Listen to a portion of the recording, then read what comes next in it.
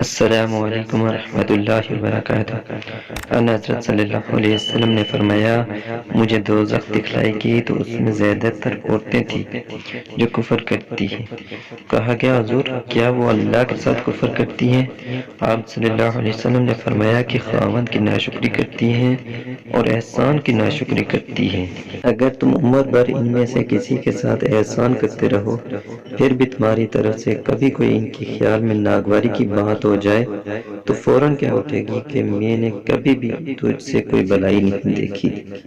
ایک آدمی نے رسول اللہ صلی اللہ علیہ وسلم سے پوچھا، کون سا اسلام بہتر ہے؟